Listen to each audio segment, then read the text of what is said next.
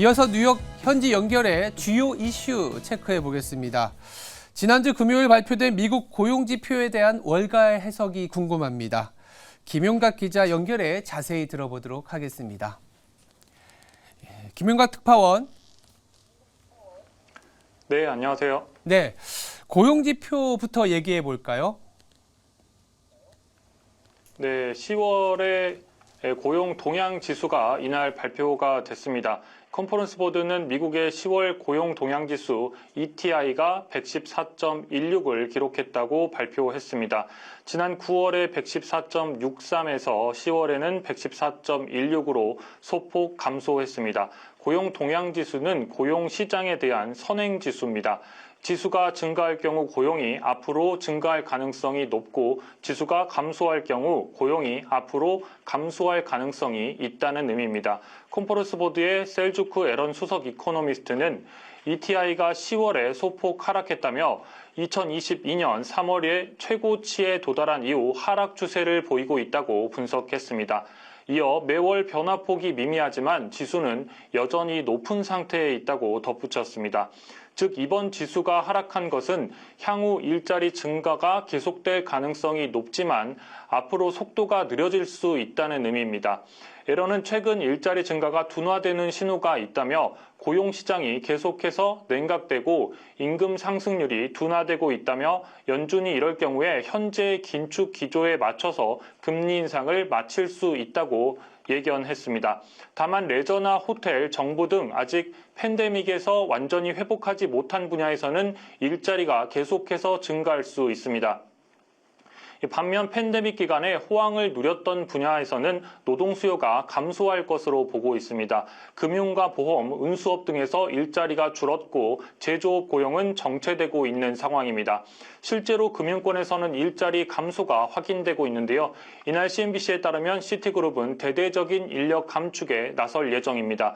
시티그룹의 제인 프레이저 CEO는 프로젝트 보라보라를 통해 직원 24만 명 가운데 최소 10% 이상의 인력 감축을 검토하고 있습니다. 이 프레이저 CEO는 매우 재능 있고 열심히 일하는 동료들에게 작별 인사를 할 것이라고 지난 6월에도 밝힌 바 있습니다.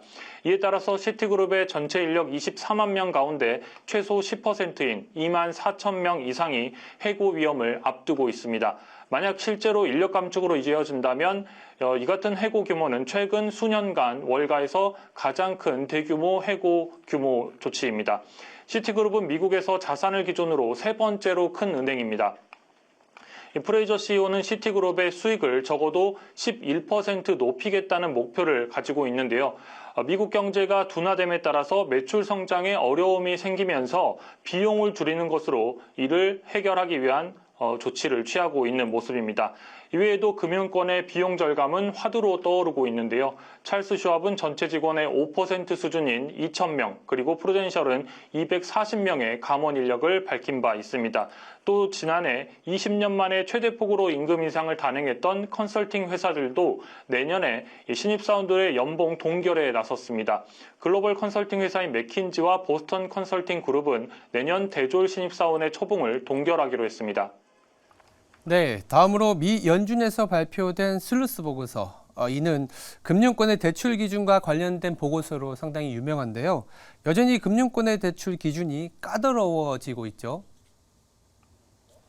네, 그렇습니다. 미국 금융권의 대출 상황을 파악해 볼 수 있는 보고서가 발표가 됐습니다. 미 연방준비제도가 분기마다 발표하는 미국 고위 대출 책임자 의견 조사 보고서인 슬루스입니다. 미국 전역에 있는 은행의 고위 대출 담당자를 대상으로 설문조사를 한 결과를 발표를 하는 건데요. 통상 은행의 대출 현황과 기준 같은 상황을 파악해 볼 수 있습니다. 이번 보고서에 따르면 설문의 응답자들의 대부분이 이 3분기 동안 기업 대출과 관련해서 기업의 규모와 상관없이 대출 기준이 더 엄격해졌고 수요는 감소했다고 보고를 했습니다. 또 은행들은 상업용 부동산 대출 분야에 대한 은행의 대출 기준도 엄격하게 했고 수요도 더 줄었다고 보고했습니다. 가계대출의 경우도 대출 기준이 더 강화됐는데요. 주거용 부동산에 대한 대출 기준이 특히 강화됐습니다. 설문조사에 따르면 은행이 3분기 동안 대부분의 대출 분야에서 기준이나 조건을 강화한 이유에 대해서 묻는 질문에 대해서는 가장 많은 답변이 불확실한 경제 전망을 지목했습니다. 이 대형 은행들과 비교해서 다른 은행들은 대출 기준의 강화 이후로 예금 인출 우려, 그리고 자금 조달 비용, 유동성 개선, 채권 자산의 시장 가치 하락 우려 등을 꼽았습니다. 다음으로 챗GPT의 개발사가 더 강력해진 AI 모델을 공개하면서 이날 시장의 주목을 받기도 했습니다. 이 챗GPT의 개발사 오픈AI는 미 캘리포니아주 샌프란시스코에서 개발자 회의를 열고 새로운 AI 모델인 GPT-4 터보를 공개했습니다. 이 최신 정보가 업데이트가 됐고 또 가격이 인하가 됐습니다. 샘 올트먼 CEO는 연설에서 챗GPT는 현재 1억 5천만 명의 활성 이용자를 보유하고 있다며 포춘 500대 기업 가운데 92% 이상이 자사의 플랫폼을 활용하고 있다고 설명했습니다. 이전 버전이 2022년 1월까지의 데이터에 기반해서 답변을 내놨다면 이번 모델은 2023년 4월까지 학습한 데이터를 바탕으로 답변을 제공하게 됩니다. 샘 올트먼 CEO는 챗GPT의 지식이 2021년에 끝난다는 사실에 우리도 여러분들처럼 짜증이 났다고 말하기도 했습니다. 또 이전 버전에서 3,000단어까지 입력이 가능했다면 이번 버전에서는 최대 300페이지까지 입력이 가능합니다. 이제는 책 한 권을 읽지 않고 챗GPT의 책 내용을 요약해달라고 요청할 수 있는 시대가 열린 겁니다.